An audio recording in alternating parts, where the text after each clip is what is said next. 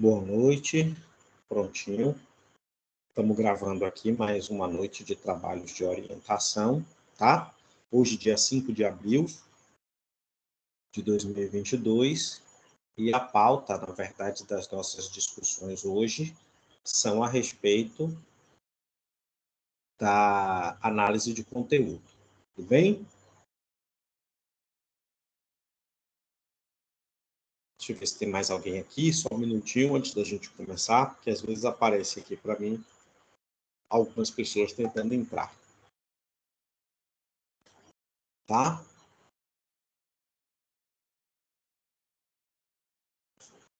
Vamos lá. A proposta de hoje é a gente discutir a perspectiva da análise do conteúdo, né? Nas últimas orientações, a gente fechou os procedimentos de produção dos dados, né? Especificamente, a gente falou sobre as entrevistas, sobre as observações e sobre os grupos focais. E hoje a gente começaria a discutir a perspectiva da análise dos dados. Ainda, né, num processo de análise panorâmico, para que isso possa compor o capítulo metodológico de vocês. Para subsidiar essa discussão, eu vou trabalhar com aquele nosso texto do livro, né, de metodologia das ciências e do ensino de matemática. Vou pegar aqui um materialzinho, compartilhar aí com vocês. Deixa eu tentar compartilhá-lo. Eu tive uma surpresa. Organizei essa aula toda na manhã de hoje. Na verdade, eu organizei a aula de hoje, a aula da semana que vem. E meu PDF não ficou totalmente marcado. E agora, nesses minutinhos aqui, eu fui tentando organizar o juízo. Tá? Então, algumas coisas não vão estar marcadas. Acabei voltando demais. Vou chegar na página certa.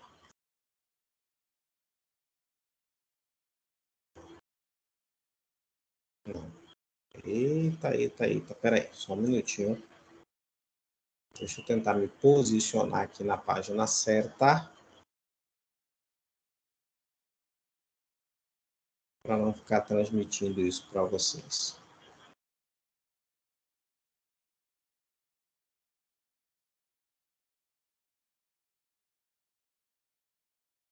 Pronto, estou na página 290 do PDF ou 288 do texto. Vou marcar aqui para vocês, tá? Agora tá tudo bacaninha, belezinha. Ó, a análise do conteúdo numa perspectiva de Bardan. Bardan ou Bardim, tá? Isso aí, a forma da pronúncia é o que menos importa. Em alguns momentos também eu vou falar Bardan, em outros momentos eu vou falar Bardim, mas geralmente a gente usa o termo de Bardan, tá? Mas não se preocupa muito com isso. Isso aí é de pouquíssima relevância. O que é importante é que vocês entendam a natureza metodológica da análise do conteúdo. Nesse sentido aqui, a gente vai trabalhar com o texto de Gaspe, de Maron e de Magalhães Júnior. E ao finalzinho eu vou indicar para vocês também algumas leituras que estão contidas nessa referência para ajudar vocês exatamente no entendimento mais aprofundado acerca da análise do conteúdo, tá? Possivelmente hoje a gente discuta só a análise do conteúdo. E aí a gente vai discutir a perspectiva da análise textual discursiva na próxima semana, tá bom? Eu vou tentando fazer progressivamente para que essas aulas possam ir compondo esse repertório de vocês em relação à construção do capítulo metodológico, porque a proposta metodológica ela está bem frágil na escrita de vocês, tá? Então vamos lá. Na introdução, observe que os nossos autores, o nosso referencial, vai trazer uma discussão para a gente que a análise do conteúdo vai propor uma abrangência metodológica muito vasta, realmente, porque a gente tem variadas fontes, né, de produção de dados. E nesse universo das variadas fontes de produção de dados, aqui, tomando como referência o texto, eu estou destacando as entrevistas, os discursos, né, que podem ser aí, no nosso caso, oriundos das entrevistas ou oriundos dos grupos focais, ou os documentos oficiais. E a gente ainda pode também transformar em texto as nossas observações a partir do trabalho que for desenvolvido dentro das aulas virtuais do nosso curso de formação. Tá bom? Então, aqui, no texto, a gente está valorizando entrevista, discurso e documentos oficiais, fazendo um paralelo em relação às entrevistas, né? Os discursos podem ser os discursos produzidos nos grupos focais e os documentos oficiais a partir dos documentos que forem analisados. Aqui, na verdade, nem precisariam ser documentos oficiais. No nosso caso, a gente pode nos remeter apenas aos documentos, tá bom? Observe que o texto vai falar de textos literários, artigos de jornais, emissões de rádio e televisão, mas a gente não vai entrar nessa seara porque não são fontes de produção de dados nossas, tá bom? Então, vamos tentar trabalhar exatamente com as nossas fontes de produção de dados, ok? Então, primeira coisa é a gente fixar, né, essa vastidão da abrangência metodológica a partir dos nossos dados produzidos, tá? Aqui o que a gente teria seria só pensar um bocadinho, se vocês quiserem, como eu estou colocando aqui essa caixa de texto, e a gente pensar nas observações, tá? Então, o que a gente poderia pensar aqui é em trazer para esse cenário as discussões proeminentes das nossas observações, tá? Desde que as observações sejam traduzidas em texto. Então, vocês colocariam tudo que foi observado reduzido a um texto, e esse texto pode ter essa abrangência utilizada na análise do conteúdo enquanto abordagem metodológica, tá bom? Então, aqui eu chamaria a atenção da gente para isso. Mais adiante, ainda na introdução, nosso referencial vai destacar que a análise do conteúdo possui duas funções. Uma função heurística, né, no sentido da gente descobrir, através do conteúdo, novos elementos que podem ser analisados como dados, e a função de administração das provas. Então, aí a gente vai ter um levantamento provisório, que tem alguém com o microfone aberto, gente. Por favor, desliga esse microfone contrário, porque isso me dispersa muito. Faz a gentileza de desligar esse microfone, por favor. Quem é que está com o microfone aberto?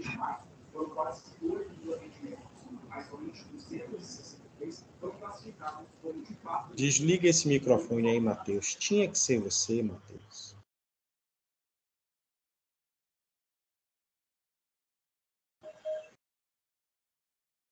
Vamos que vamos.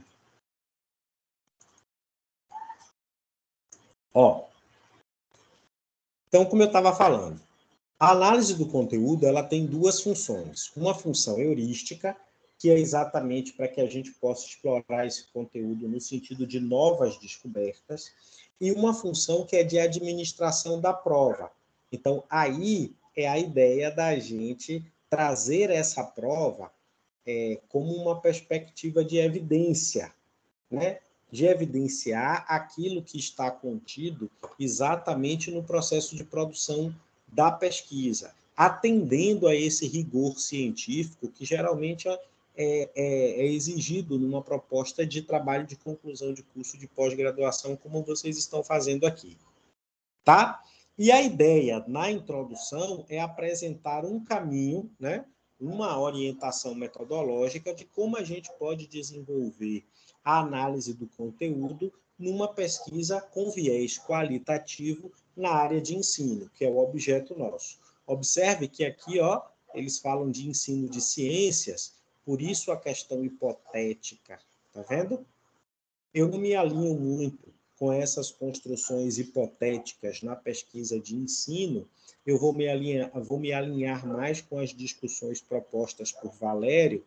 Quando eu for falar do texto de Valério na semana que vem, eu vou mostrar para vocês onde é que a gente se localiza, exatamente para a gente poder fazer uma crítica a essa perspectiva hipotética. Tá bom? Aqui eles usam esse elemento hipotético porque eles estão enfatizando isso do ponto de vista da produção do conhecimento em ciências. Como a gente, na verdade, se estrutura numa perspectiva, né, de ensino de matemática, que se contrapõe a essa perspectiva de ensino em ciências, porque matemática não é ciência, beleza? Não tem um objeto de estudo específico, então a gente refuta essa perspectiva de levantamento de hipóteses, tá? Mas eu vou falar disso mais adiante. Pelo menos por enquanto, vamos sistematizar a introdução a partir dessas perspectivas, como um caminho para desenvolver a pesquisa qualitativa na área de ensino, tá bom? Tranquilo? Professor, diga, meu querido. Boa noite, eu peço sua licença. Se o senhor puder aumentar um pouco mais o áudio, porque está muito baixo, agradeço. Geral, vê aí se melhorou. Eu vou tentar falar um pouquinho mais alto e vir um pouco mais próximo do microfone. Vê aí se melhorou. Melhorou, sim, senhor, porque desde quando começou eu já cheguei um pouco atrasado nos 22 minutos, mas eu estou acompanhando aí. O senhor está no qual capítulo do livro? Estou na página 288. Já a parte de análise. Isso. Certo. Depois da introdução, nosso referencial teórico vai discutir o histórico da análise de conteúdo. Eu não vou adentrar nessas questões históricas, vou deixar aqui a perspectiva de historicidade para vocês fazerem essa leitura enquanto elemento complementar, porque do ponto de vista objetivo, do ponto de vista do trabalho de realização da análise por si só, a gente não vai precisar adentrar nessas questões históricas. Aqui, do ponto de vista da historicidade, que vai estar, eu vou para a página 290. Tá? Estou vendo. Estou aqui na página 290. Na página 290, a gente tem aí uma passagem, que é a passagem acerca do objetivo. Tá? É importante que quando a gente utilize a análise do conteúdo enquanto procedimento metodológico de análise de dados, a gente tenha como objetivo a inferência, a dedução lógica. Inferir vai ser apresentar um conjunto de deduções lógicas para o material que está sendo estudado.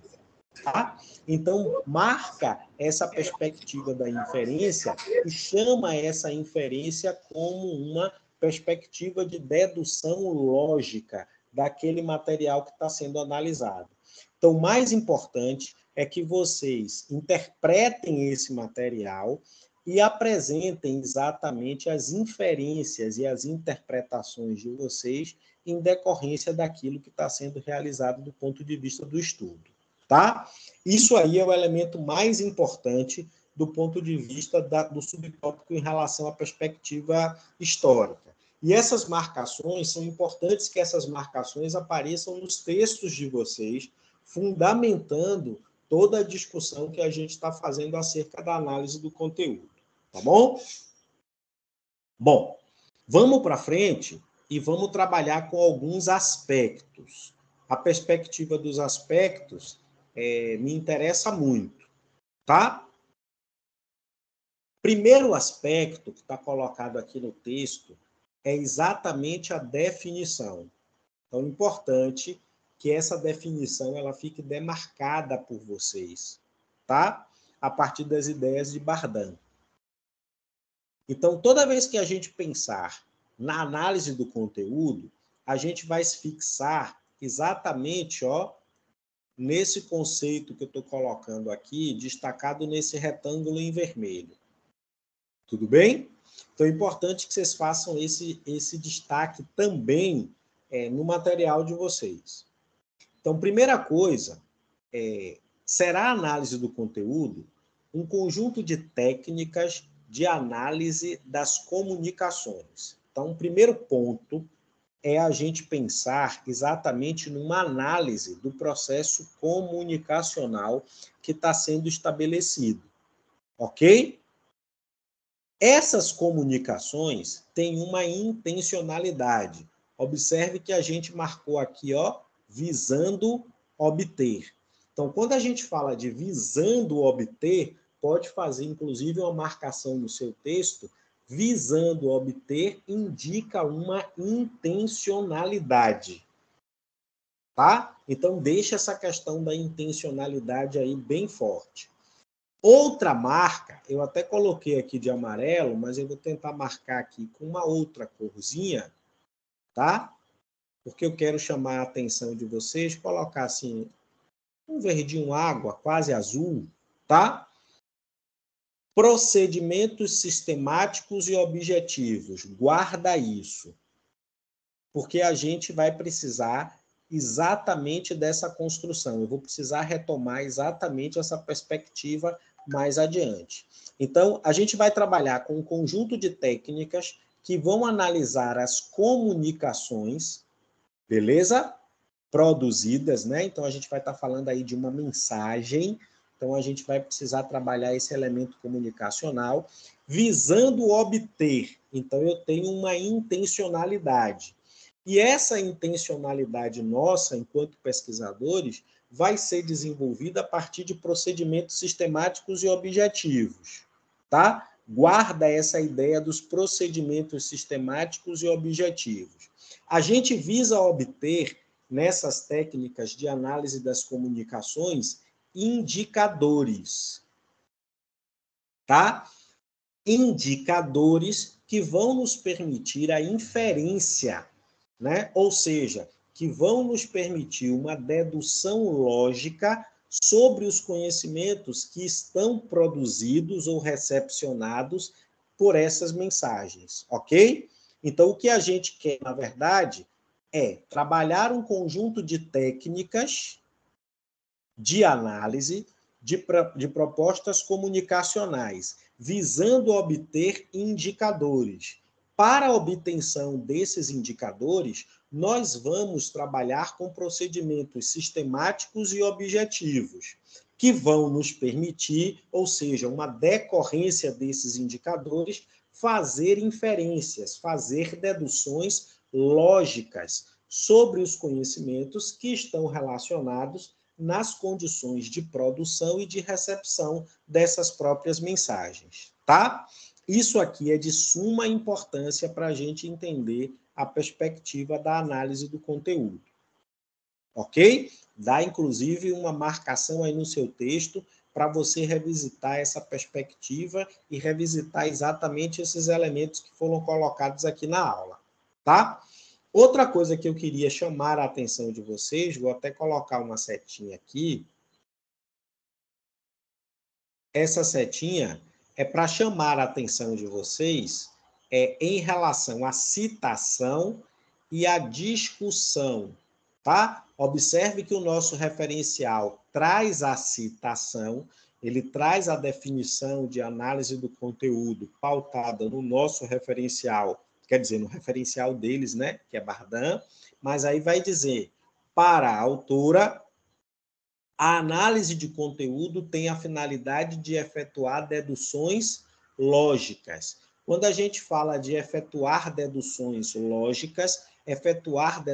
lógicas são as inferências, tá? Observe, ó, que já está aqui demarcado pelos nossos autores. Inferências e justificadas, né? Efetuar deduções lógicas e justificadas referentes à origem da mensagem, considerando o emissor e o seu contexto ou os efeitos que ela possui.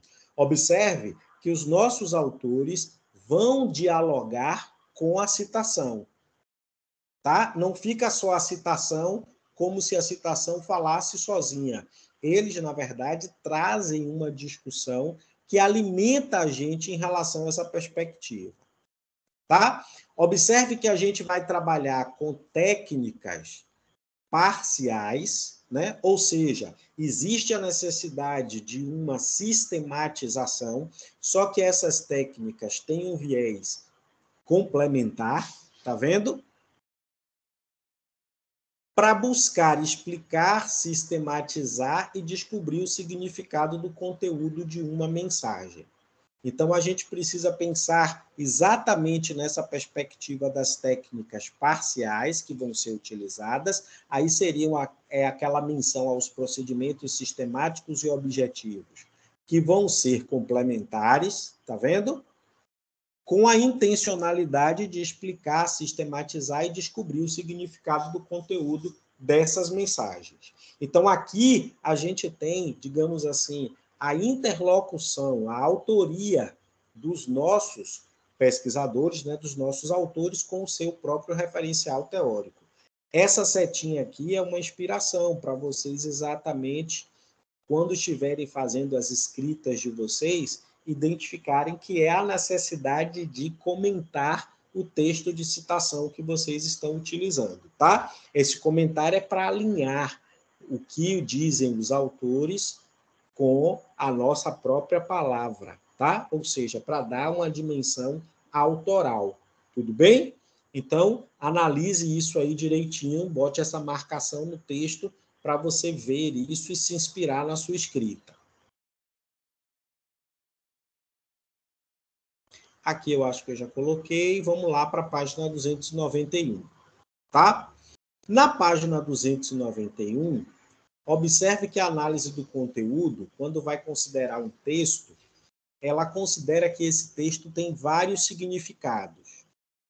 Embora esse texto tenha vários significados, é importante que o pesquisador tenha um duplo esforço, como está colocado aqui no nosso texto.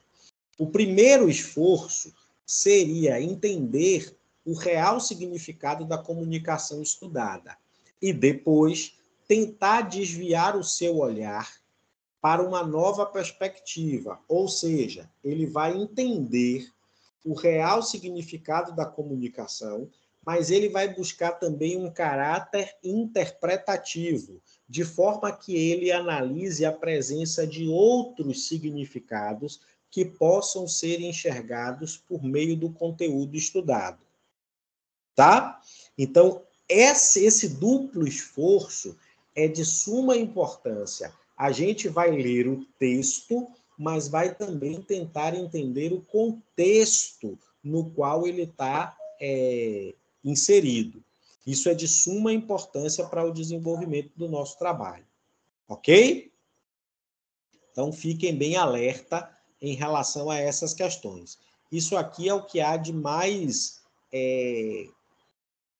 importante do ponto de vista até de vocês trazerem essa citação para a discussão nossa. Observe que essa discussão aqui é uma discussão de câmara, tá? De um referencial teórico dos nossos autores. Então, façam as devidas citações. Nesse sentido, a gente vai precisar elaborar alguns indicadores, né, ou algumas unidades de sentido. Então, aí a gente vai começar a entender, né? Então, até então, a gente estava discutindo aqui a análise do conteúdo a partir de um viés conceitual. Então, agora a gente vai tentar, a partir desse momento do texto, colocar a mão na massa. Tá? Então, quando a gente fala de análise do conteúdo, a primeira coisa que eu preciso é discutir uns indicadores. Tá? Lembra que esses elementos dos indicadores foram pontuados na nossa definição. Os indicadores, aqui, eles podem ser chamados também de unidades de sentido. Tá? Então, o que é que nos interessa? Nos interessa algumas palavras ou conjuntos de palavras que vão nortear, né, o pesquisador na busca de informações contidas no texto. Então, quando eu analiso o meu conteúdo, eu vou precisar de alguns indicadores. E esses indicadores ou unidades de sentido vão representar algumas palavras que podem nortear o pesquisador durante a busca das informações contidas no texto. Tá? Observe que a gente pode encontrar essas palavras, né, esses indicadores, essas unidades de sentido, a partir de algumas questões, como, por exemplo, os objetivos da pesquisa, beleza? É importante que a gente pense nesses objetivos de forma correlacionada com a produção dos documentos, tá? Ou que a gente pense também isso dentro do contexto da pesquisa que a gente está desenvolvendo. Lá na página, no capítulo seguinte, quando a gente tiver tratando um pouquinho sobre análise textual discursiva, a gente tem um exemplo disso a partir da produção do texto de Valério, tá? Que é o autor do próximo capítulo. Eu chamo a atenção de vocês um pouquinho lá mais adiante. Eu vou voltar a falar sobre essa questão dos indicadores, das unidades de sentido, tá? E aí, quando eu falar disso, quando eu voltar a isso, eu aí mostro para vocês alguns elementos do ponto de vista desse trabalho de Valério, tá bom? Só para vocês entenderem como é que isso se materializa. Deixa eu dar uma olhadinha aqui. Desligar aqui esse zap, senão eu me disperso. Bom, do ponto de vista da materialidade, nossos autores vão trazer aqui as 3 etapas que estão contidas na análise do conteúdo, né? Conforme prescreveu o referencial teórico que está sendo adotado aqui, que é o referencial teórico na perspectiva da análise do conteúdo em Bardan. Tá? Existem 3 etapas. Uma primeira etapa, que a gente fala de uma leitura flutuante dos dados. Uma segunda etapa, que a gente vai chamar a atenção para a codificação dos dados e elaboração da categorização. Guarda isso, tá? Guarda isso na segunda etapa. E uma terceira e última etapa, que vão surgir, na verdade, né, as categorias de análise, e a partir dessas categorias de análise a gente vai realizar essas inferências, essas deduções lógicas produzidas a partir do conteúdo presente no texto, né, presente no elemento comunicacional, como a gente destacou lá na definição. A seguir, os nossos autores vão trazer essas etapas, né, de maneira mais detalhada. Aqui a gente tem uma visão panorâmica dessas etapas. E nas páginas seguintes, essas etapas vão sendo melhor ou mais detalhadas. Vejam que a gente precisa, antes de eu passar lá para a próxima página, lembra que eu coloquei, né, aquela questão para vocês aqui na definição. Deixa eu voltar aqui um bocadinho. Ó, tá vendo? Procedimentos sistemáticos e objetivos. Esses procedimentos sistemáticos e objetivos são materializados a partir dessas etapas, tá? Então, aqui, quando a gente tem essas etapas, a gente tem exatamente o estabelecimento desses procedimentos de maneira objetiva, tá? Então, para a gente trabalhar a perspectiva da análise do conteúdo, eu vou precisar dessa análise do conteúdo numa primeira fase, numa segunda fase e numa terceira fase, tá? Vamos lá. Aqui, na página seguinte, nossos autores vão trazer uma figura, tá? Que representa mais ou menos as etapas da análise do conteúdo a partir da discussão em Bardan. Na pré-análise, que é essa primeira fase, aqui, ó, representada por nós nesse desenho, por nós não, né, representada pelos autores nesse desenho, a gente vai ter aqui uma organização inicial dos dados. Então, o primeiro momento é a gente fazer uma organização inicial dos dados. Então, o primeiro processo de sistematização é organizar os dados a serem analisados. Esses processos de análise vão compor 3 etapas, que estão bem caracterizadas aqui. Do jeito que está escrito, está parecendo 4, tá, gente? Mas são 3. Beleza? Leitura flutuante é uma. Escolha de documentos é outra, tá? Na verdade, aqui é como se aqui fosse uma só.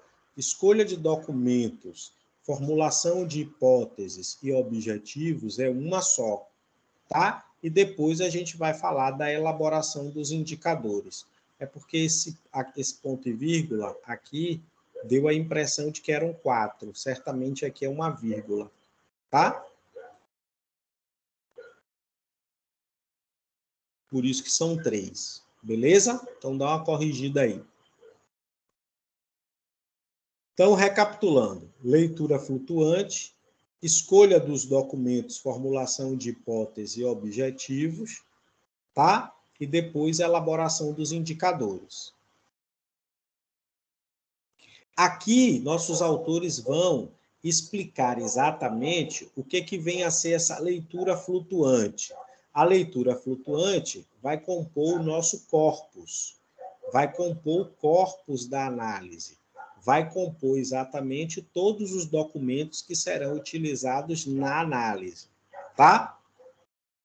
Esse corpus tem algumas orientações, como bem recomenda Bardan aí nessa primeira etapa.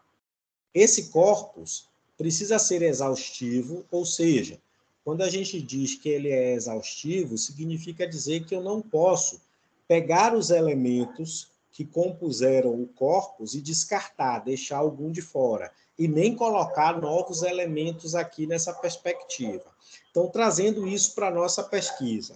Se você vai trabalhar com os documentos, com análise documental, né? Com observação, com entrevista e com o grupo focal, tudo que foi produzido através dessas perspectivas precisa exaustivamente compor o corpus da análise. Então, eu não posso retirar nenhuma transcrição das entrevistas, eu não posso tirar nenhuma transcrição do grupo focal, eu não posso tirar nenhuma transcrição sobre as observações que foram realizadas e nem descartar nenhum tipo de documento dentre aqueles documentos que a gente estabeleceu como elementos que serão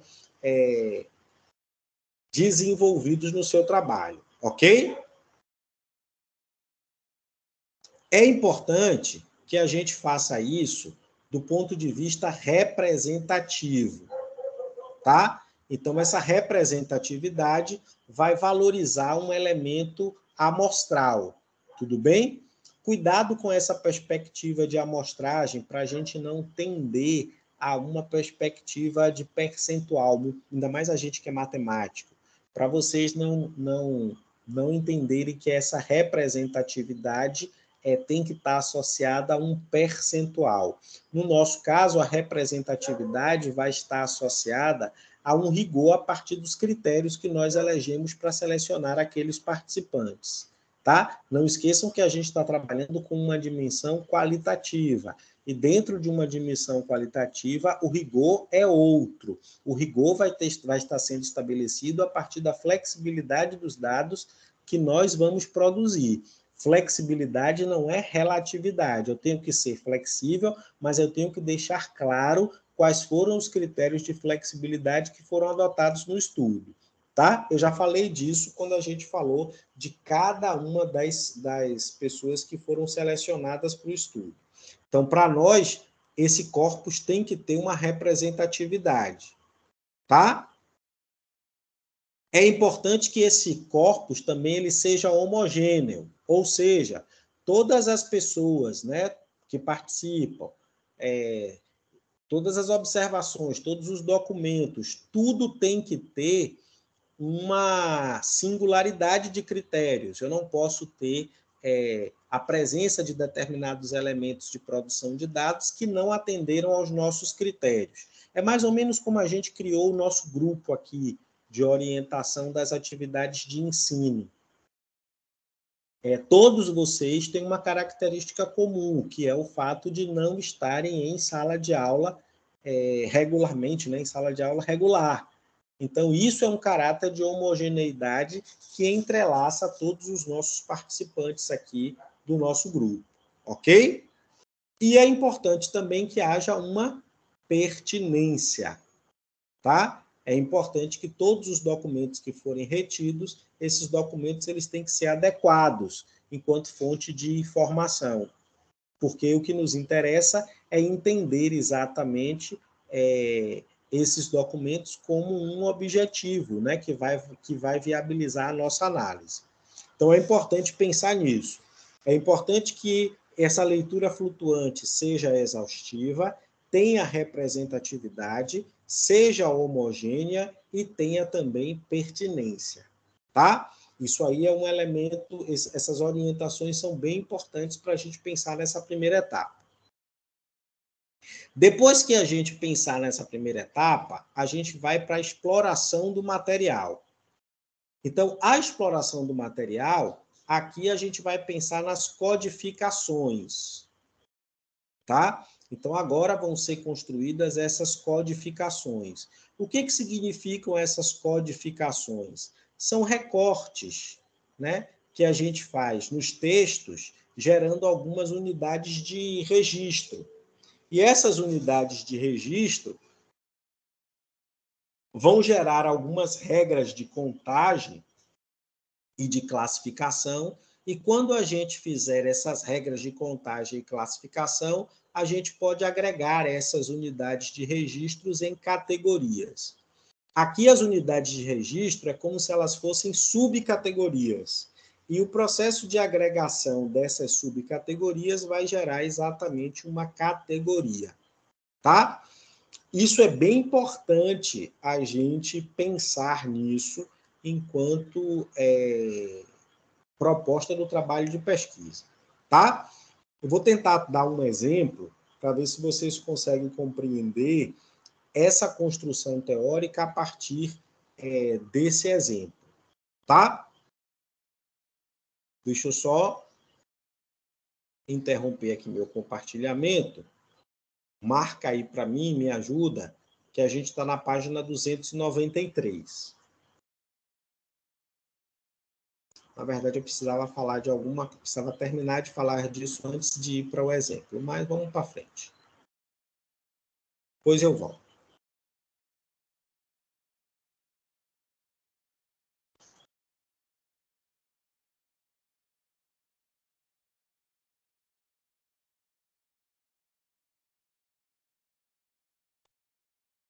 Vocês vão abrir aí esse mesmo PDF no trabalho de Valério. Espera aí, só um minutinho, na página... Deixa eu tentar localizar aqui, gente.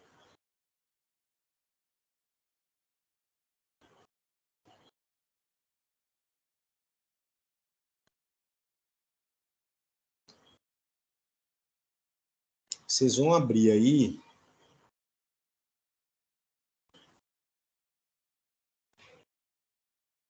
na página do PDF, na página 312, tá? É 312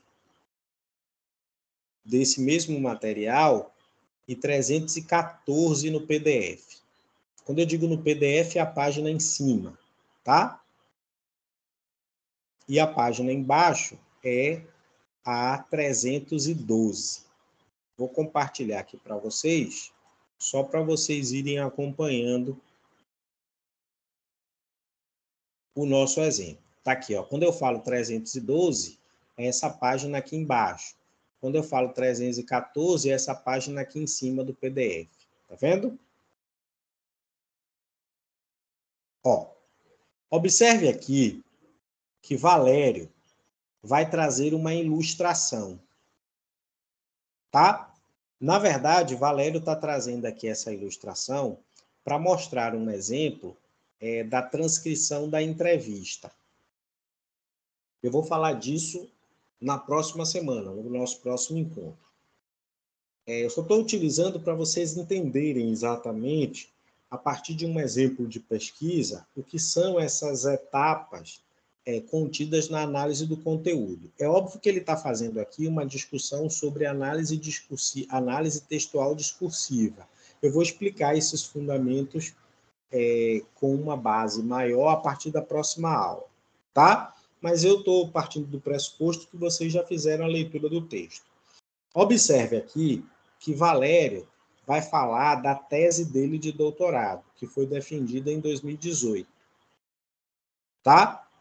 Nessa tese, Valério analisou as reflexões dos professores universitários quando eles adotaram a sala de aula invertida enquanto modelo didático nas suas disciplinas. A sala de aula invertida é uma proposta, né, muito vinculada aqui do ponto de vista das metodologias ativas, para tentar romper com esse modelo metodológico tradicional de aula que é proferida pelo professor sem que o aluno participe dela. Então, na verdade, você inverte a polaridade da aula, estabelecendo aí funções pré-organizadas e papéis bem definidos para professores e para alunos, tá? Por exemplo, para vocês entenderem só do ponto de vista macro, o que seria essa sala de aula invertida. Digamos que hoje eu vá discutir com vocês esse capítulo aqui de Valério. Eu vou discutir sobre análise discursiva, análise textual discursiva. Para que eu, digamos assim, possa produzir uma discussão com vocês em aula, eu peço a vocês que façam uma síntese desse texto. Então, vocês leriam esse texto antes da aula, produziriam uma síntese e entrariam na nossa aula com essa síntese. É como se a síntese fosse exatamente o seu ingresso para a entrada em sala de aula. Isso é uma sala de aula invertida. Então, existem determinados papéis. Vocês têm uma obrigatoriedade de realizar a síntese e eu, na verdade, vou conduzir as discussões do texto, mas conduzir essas discussões do texto a partir das leituras e das sínteses que vocês produziram. Tá? Feita essa introdução, observe que Valério faz uma codificação. Tá?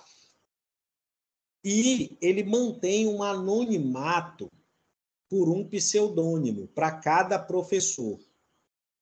Aqui, ele vai representar essa professora como E34. Na verdade, é porque é a professora Emília, beleza? E a entrevista da professora Emília foi dividida aqui em partes. E aqui ele está considerando o trecho 34 da entrevista da professora Emília. Ok? Observe que existe aí um procedimento, né, do ponto de vista da análise que foi feito. Na verdade, vocês estão vendo aí que o nosso pesquisador fez um procedimento sistemático, tá? Ele fragmentou toda a entrevista em trechos. Na verdade, ele certamente deve ter gravado essa entrevista. Depois de gravar, ele transcreveu essa entrevista e, no processo de transcrição, ele foi colocando essa entrevista em partes. Observe o que disse a professora Emília ao pesquisador. Sinto-me muito mais professora, eu acho, porque você está participando com eles. Então, você está construindo o conhecimento com eles. É diferente de você passar o conhecimento. Isso que eu consegui enxergar desse tipo de aula. O conhecimento é construído junto ao conhecimento. Não só é passado. O conhecimento é adquirido. Então, é diferente. Tá? Observe que aqui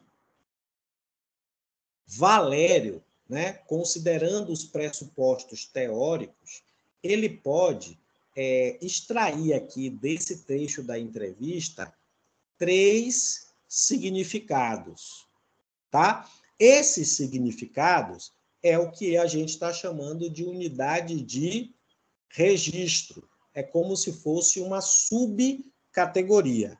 Então, aqui ele pode dizer, ó, que o professor ele se sente professor, né? Toda vez que ele utiliza a proposta metodológica da sala de aula invertida. Então, existe um sentimento de professor toda vez que ele utiliza a metodologia da sala de aula invertida. Existe também a possibilidade de construir conhecimento junto com os estudantes. E a construção do conhecimento junto com os estudantes vai dar um sentido, vai dar um significado à docência. Então, só se é efetivamente professor quando a gente consegue construir conhecimento junto com os nossos estudantes. Então, esse é o sentido, é o significado de ser professor, tá? E aqui, ó, existe uma outra unidade. Observe que existe uma possibilidade de superação da prática pedagógica tradicional a partir da sala de aula invertida. Então, aqui a gente tem 3 unidades de registro. E essas unidades de registro estão presentes nessa fala da professora Emília. Então, o que Valério vai fazer enquanto pesquisador? Localizar essas unidades de registro nas falas dos outros professores. E cada vez que essas unidades de registro forem recorrentes, a gente vai ter aí, foram incidentes, na verdade, né? É um processo mesmo de contagem. Cada vez que elas estiverem presentes nesses discursos, elas vão tendo validade para uma composição de uma unidade. Observa? Então, ó, aqui, mais adiante, lá na frente, ele faz esse trabalho de agrupamento na página 316. Observem aqui que existem algumas categorias que foram sendo refinadas, que é o que a gente vai chamar de categorias intermediárias. Essas categorias intermediárias, ele foi compondo enquanto categorias gerais de análise. Então, por exemplo, toda vez que houver no texto dos professores, né, manifestações de insatisfação e autocríticas sobre a prática pedagógica, ele vai exatamente pegar esses discursos e enumerar as incidências disso. Isso vai ser uma unidade de registro. Aqui a gente tem críticas às abordagens tradicionais, declarações de compromisso e interesse em transformar sua própria prática, e a compreensão da docência como objetivo profissional privilegiado. Toda vez que os discursos dos professores contemplarem essas unidades de registro vão compor exatamente essa categoria. Observe que aqui a gente tem uma categoria de análise, que nesse caso são as reflexões sobre a prática pedagógica tradicional e as intenções de mudança. Beleza? Então, aqui está a sistemática produzida lá por Bardin.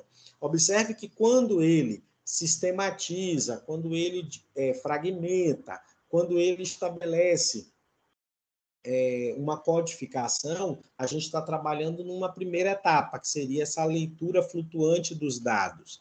Depois que a gente vai buscar essas unidades de registro, quando a gente vai buscar essas unidades de registro, a gente está trabalhando na exploração do material.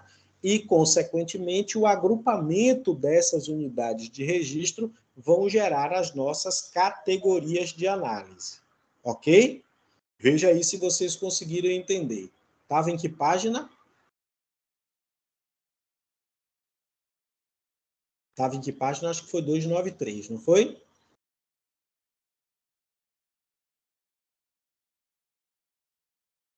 Acho que foi 293.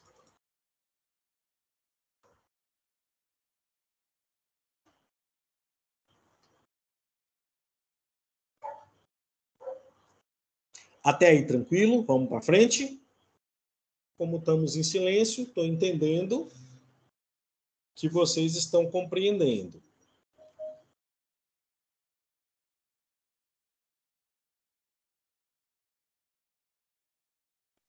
Vamos nessa? Olha só. Dando continuidade,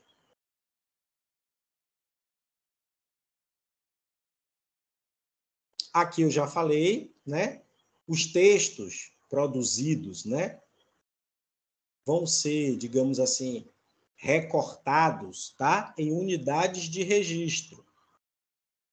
E essas unidades de registro vão ser uma unidade de significação. Então, cada unidade de registro vai ter um significado, tá?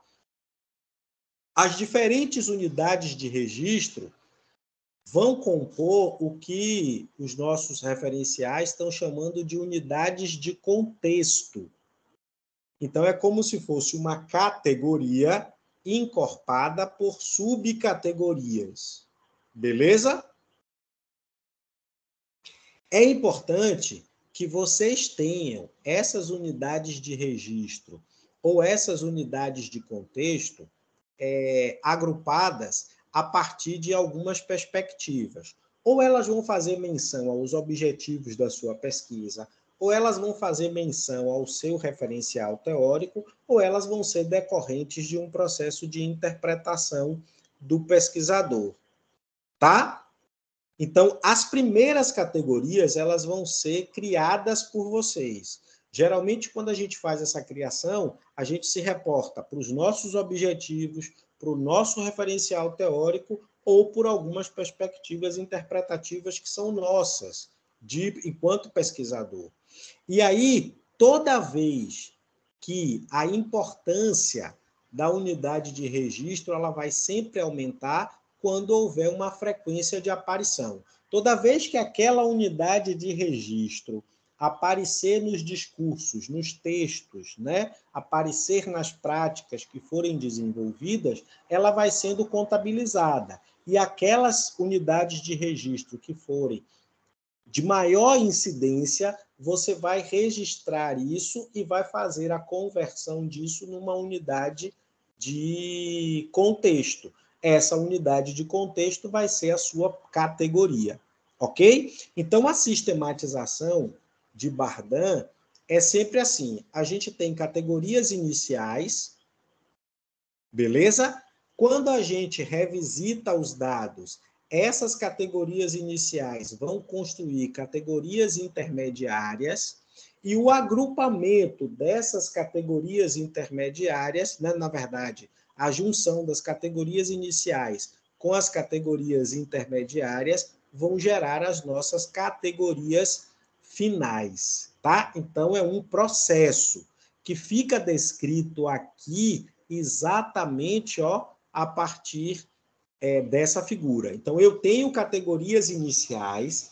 Essas categorias iniciais, geralmente, elas estão vinculadas aos nossos objetivos da pesquisa, ao nosso referencial teórico, ou podem ser uma interpretação do pesquisador.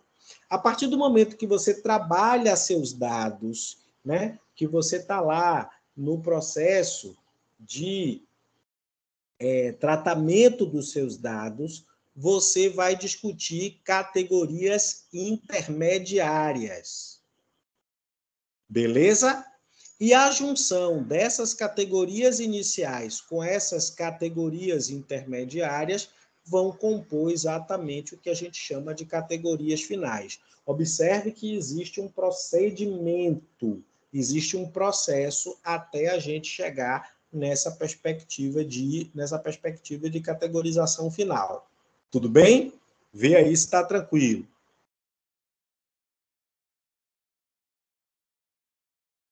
Observe que as categorias finais, tá? Como está destacado aqui no texto, sempre vão resultar de um reagrupamento progressivo de categorias menores. Então, eu vou ter categorias menores que vão sendo reagrupadas progressivamente num processo de decomposição e reconstrução. Tá? Aqui existem alguns critérios. Exclusão mútua, homogeneidade, pertinência, objetividade e produtividade. Mas não precisa se ater a esses critérios. Utilize esses critérios como elementos para composição e decomposição dessas categorias, ou recomposição dessas categorias, como chamou a atenção aqui os nossos autores, ok? O que vocês precisam entender é que vai ser um processo. Eu vou partir de algumas unidades de registro iniciais, que a partir do momento em que eu começar a fazer a análise do conteúdo produzido, eu vou vincular isso a categorias intermediárias, e essa associatividade entre o que eu tinha inicialmente e o que eu consegui construir a partir dos meus dados vão gerar as minhas categorias finais, tá? Cuidado só para não se perder nesse processo de categorização. E se já conseguir, agora nesse movimento em que a gente está escrevendo o capítulo dos procedimentos metodológicos, se já conseguir definir essas categorias, ótimo. Se não conseguir, deixa a definição desse elemento categórico para mais tarde. Beleza? Vai deixar isso sinalizado lá no texto. Ok? Vê aí se tem alguma dúvida.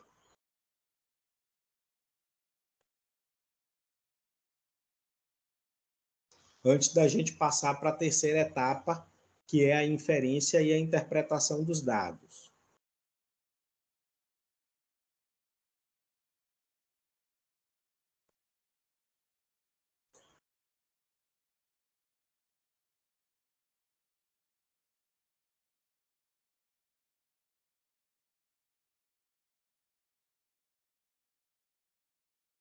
Então, vamos para frente. Alguém me chama? Sou eu, professor. Quem fala é Matheus. O senhor pegou um capítulo do livro de metodologia ao qual nós utilizamos para poder respaldar e quer que a gente faça a leitura desse capítulo. Não é isso? Parto do pressuposto que você já leu tudo que eu te mandei ler, né? Eu estou só explicando aqui. Certo. Então, partindo desse pressuposto que você já fez essa leitura. Eu só estou explicando aqui os pontos dessas leituras que vão ser relevantes para a sua escrita. Verdade. Beleza? Eu estou ouvindo até aqui o que o senhor está falando e no que compete é o capítulo. O senhor pode me informar o capítulo, por favor? Estamos no capítulo de análise do conteúdo. É a página 290? Espera aí que eu te digo agora. Análise de conteúdo numa perspectiva de Bardeen. Exatamente. Estamos aqui na página 296. Certo. Então, o senhor já passou da introdução, que é o que explica, né, perante a academia e etc. Posso continuar aqui, então, né? Vamos lá? Pode, sim, senhor. Vou continuar aqui. Para a gente dar continuidade, a gente vai exatamente para a terceira etapa, que é exatamente o processo de inferência e de interpretação dos dados. Tá? Observe que quando a gente fala de inferir vai significar exatamente uma operação lógica. Ok? Essa operação lógica, como a gente já conhece lá da matemática, tá? Vai ser exatamente a admissão de uma proposição, e essa proposição aí vai ser exatamente a ligação de duas outras proposições já aceitas como verdadeiras. Então, o que a gente vai fazer aqui são as nossas inferências. E essas inferências, que são as nossas deduções lógicas a partir do material, elas vão estar sempre, digamos assim, contidas no processo de interpretação desses dados. Tá? Em relação à questão da interpretação, observe aqui que os nossos referenciais vão chamar a nossa atenção para duas coisas. Toda vez que a gente analisar dados, é importante que a gente leve em consideração duas questões importantes. A primeira questão é que você, na verdade, trabalhe o conteúdo a partir de um campo objetivo. Então, você vai evidenciar aqueles elementos que foram claramente propostos no texto que você está analisando, ok? Mas é importante também que você sobressaia aquele texto. Você vai valorizar aquilo que está posto no texto do ponto de vista objetivo, mas é importante também que você trabalhe com a questão simbólica, ou seja, que você volte o seu olhar para a interpretação do que está sendo colocado ali no conteúdo, tá? E essa interpretação é como se você trouxesse uma perspectiva de reflexão sobre o material que está sendo analisado. Então, você vai fazer as inferências, mas você também vai fazer as devidas interpretações provenientes dessas inferências. Tá? E todo esse processo de análise e de interpretação tem que estar vinculado ao nosso referencial teórico. Ok? Belezinha até aí? No sentido da gente embasar as nossas análises com essa perspectiva interpretativa, tá? Sempre fazendo menção ao nosso referencial teórico. Aqui, na página 297, os nossos autores fazem um esquema, né? É mais ou menos um esquema para mostrar esses procedimentos vinculados à análise do conteúdo. Então, eles colocam aqui, ó, o que precisa estar presente na pré-análise, o que está presente na exploração do material e o que está presente exatamente no tratamento dos resultados. Observe que na pré-análise a gente vai ter uma leitura flutuante, uma escolha de documentos, esse processo de formulação hipotética, vou deixar isso aqui, tá? E a nossa elaboração dos indicadores. Depois a gente vai ter as operações de codificação, a construção das categorias, né? Sempre valorizando as nossas unidades de registro, as nossas categorias iniciais, intermediárias e finais. Tá? O que me interessa é a exposição das categorias finais, tá bom? E depois a gente vai pensar no tratamento dos resultados, a partir de uma perspectiva das inferências produzidas, deduções lógicas, e a partir do elemento interpretativo, sempre levando em consideração uma retomada do nosso referencial teórico, no sentido da gente buscar o conteúdo presente nessas comunicações. Depois, eles vão trazer aqui as considerações finais. As considerações finais eu não destaquei maiores perspectivas, tá? Porque eles vão falar que a análise do conteúdo vai representar um grande desafio para o pesquisador, tranquilo, isso a gente já sabe, tá? É importante que toda vez que a gente for trabalhar com a análise do conteúdo, a gente tenha versatilidade, olhar crítico e criativo, além, né, do nosso rigor e do compromisso com essa pesquisa, e no final eles vão dizer que o trabalho não se esgota aqui. Aqui é só uma proposta, né, um terreno, na verdade, para mostrar exatamente essas perspectivas. Ao final, eles trazem algumas referências. Dentro dessas referências, eu coloquei aqui algumas para vocês, tá?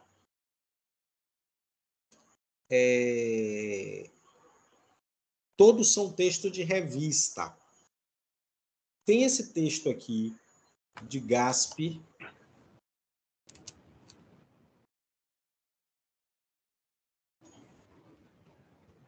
Tem esse texto aqui de Gaspe e de Magalhães Júnior, que é sobre o ensino híbrido e a educação ambiental, uma intersecção possível. Eu sugeriria que vocês passassem o olho nesse texto, em especial na forma como Gaspe e Magalhães Júnior constroem a análise dos dados produzidos aí nessa pesquisa, tá? Faz uma leitura mais, digamos assim, mais panorâmica do ponto de vista dos outros elementos do texto e coloca foco no processo de análise que foi realizado por eles, tá? É um texto relativamente pequeno, então vocês vão conseguir dar conta disso aqui, tá? E aqui é só colocar, copia o título do texto que vem antes do negrito e pode colocar isso no Google. Copiou, colou, vocês vão ter acesso à revista, até porque é uma revista publicada recentemente. Então, vocês têm acesso a esse material, tá? Outra coisa que eu estou pedindo que vocês passem os olhos é esse texto de Oliveira, Enz, Andrade e Mussis sobre análise do conteúdo e a pesquisa na área de educação. Então, a mesma coisa, copiou o título, colocou no Google, vai encontrar. Observe que esse texto é um texto da revista Diálogo Educacional, é um texto mais antigo, de 2003, mas é interessante para vocês entenderem a perspectiva da análise do conteúdo. E isso vai ajudar vocês a fundamentar os procedimentos metodológicos em relação às perspectivas de análise. Deixa eu ver se tem mais alguma coisa aqui. Tem esse texto aqui da Qualitas. Esse aqui,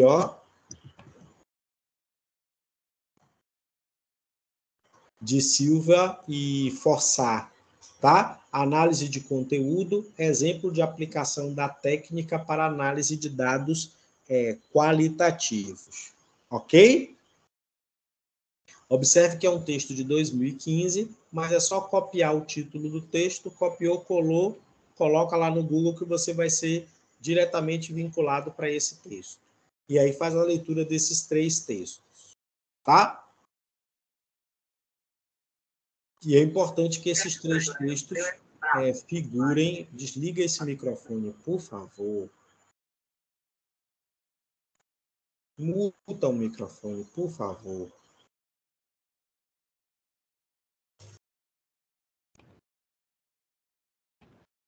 Se não vai fazer nenhuma pergunta, deixa o microfone mutado, porque senão tumultua o andamento das questões.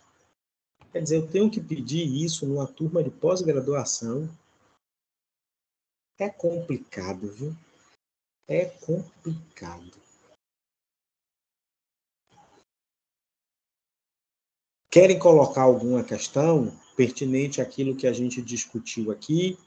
Estou aqui à disposição. Vou fechar aqui nossa gravação, porque ao que eu me propunha, né, que eu me planejei, está tudo belezinha. Vou parar aqui a nossa gravação e aí eu abro para as sessões de perguntas.